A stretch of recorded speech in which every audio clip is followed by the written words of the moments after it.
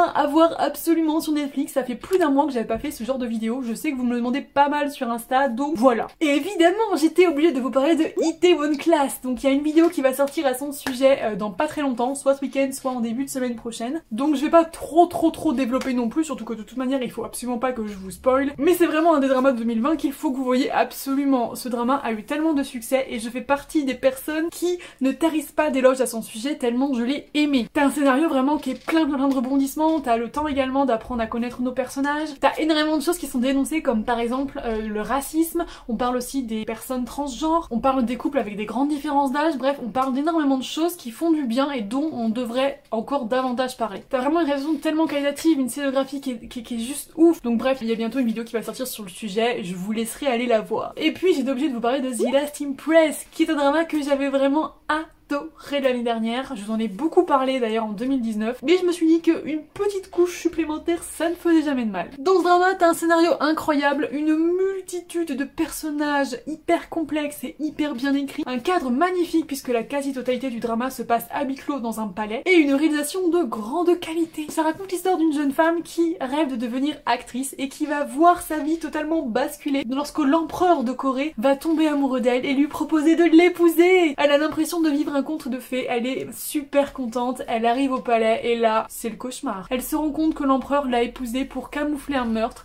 et que toute la famille impériale est absolument terrifiante. C'est un suspense envoûtant, des rebondissements à gogo, vraiment c'est un drama que je n'ai pas vu passer et qui m'a totalement passionnée du début à la fin. Pour adoucir un petit peu cette vidéo, j'ai choisi Still 17, qui est un drama qui va vous plonger dans une ambiance très chaleureuse avec des personnages que vous allez tellement adorer. Une réalisation soignée, un scénario hyper chou et vous allez même pleurer par moments les gars. Ça raconte l'histoire d'une jeune fille qui, suite à un accident de bus, tombe dans le coma et y reste pendant 13 ans. Lorsqu'elle se réveille, elle découvre que son miroir dans le reflet a changé. Elle doit réapprendre à marcher, à parler, à tout faire. Et par-dessus le marché, elle découvre que sa famille ne donne aucun signe de vie et elle décide de s'enfuir de l'hôpital. Le souci c'est que lorsqu'elle retrouve à sa maison, elle découvre que sa famille a déménagé et que la maison ne leur appartient plus. Et le nouveau propriétaire s'appelle Mr. Gong. Et c'est un trentenaire froid et réservé qui ne se laisse pas approcher si facilement. Cependant, suite à certaines circonstances, notre héroïne va être amenée à cohabiter avec lui dans la maison. Je sais ce que vous vous dites, encore une histoire de cohabitation, mais ça fonctionne si bien. Donc vraiment, si vous avez envie de passer un bon moment dans quelque chose qui vous prendra pas la tête et qui vous fera du bien, je vous conseille ce drama. Ensuite, parce que j'avais encore envie de vous torturer un petit peu, je vous ai choisi Black. On a un scénario ambitieux et original et une intrigue qui vraiment bat son plein pendant tout le drama. Ça raconte l'histoire d'une jeune femme qui depuis sa plus tendre enfance est capable de voir et donc de prévoir la mort des gens. En effet, lorsqu'une personne va mourir, elle est capable d'apercevoir dans son dos une espèce d'ombre et si jamais elle la touche, elle sait quand et comment ces personnes vont mourir. Et du coup, vous imaginez bien que dans ces conditions-là, vivre une vie normale, c'est totalement impossible. Et elle considère vraiment qu'elle est maudite et c'est un personnage très renfermé sur lui-même.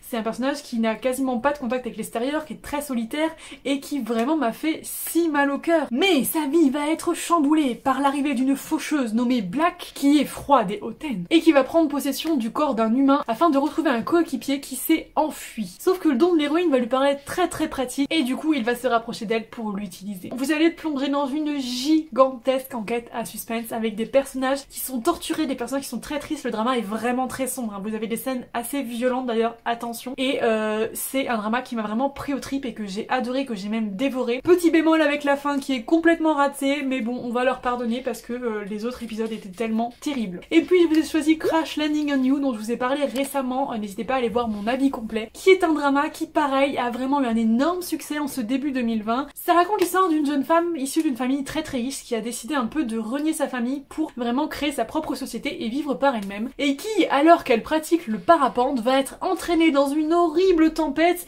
et va atterrir en Corée du Nord. Et elle va rencontrer un mystérieux capitaine nord-coréen qui va tout faire pour l'aider à survivre. Première chose, ne faites pas attention aux effets spéciaux de la tempête de l'épisode 1 qui sont catastrophiques, mais genre vraiment, et qui ne reflètent pas du tout le reste du drama, même s'il y a quelques fonds verts par moment qui sont pas ouf. C'est donc à travers les yeux de notre héroïne qu'on va découvrir la Corée du Nord et j'ai vraiment adoré. Il y a assez peu de drama sur le sujet et c'est vrai qu'on imagine plein de choses sur ce pays et j'ai bien aimé qu'on essaye de nous le décrire. Donc certes, je suis pas certaine que tout soit vraiment réaliste et c'est sûr que la Corée du Sud s'est auto-mise en avant pendant le drama, hein, on le sait, mais c'est pas grave, j'ai quand même vraiment apprécié découvrir un petit peu ce village nord-coréen. Et il y a vraiment énormément de personnages très très attachants, donc vraiment ça fait super du bien. La romance est vraiment très très belle, vous avez un casting vraiment magnifique. Et non, clairement, j'ai dévoré ce drama, je l'ai vraiment beaucoup aimé. Donc voilà, n'hésitez pas à me dire en commentaire si vous avez vu l'un de ces 5 dramas, si vous les avez aimés ou non et pourquoi. Et moi je vous fais plein de bisous, je vous dis à très vite pour une prochaine vidéo.